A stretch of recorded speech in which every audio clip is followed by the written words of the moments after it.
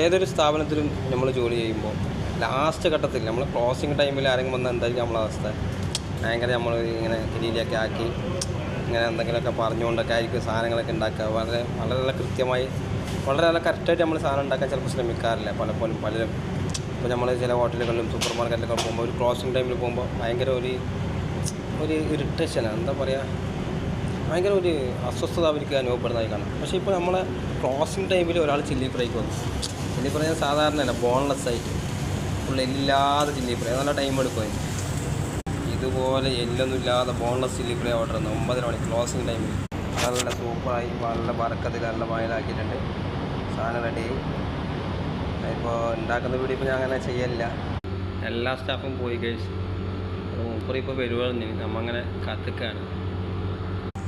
ഒരു 10 മിനിറ്റ് കാക്കുമ്പോൾ മൂപ്പർ എത്തി വരുന്നുണ്ട് ആള്.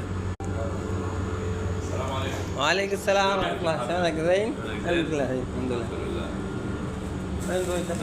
شكرا خلاص زين 100 ചില്ലി ഫ്രൈ. അവൽ അബ്ബാസ് ടെലിഫോണിലാണ്. ഇന്ന് ടെലിഫോണിലാണ് നോക്കണല്ലേ, അതെല്ലാം പറഞ്ഞാണ്.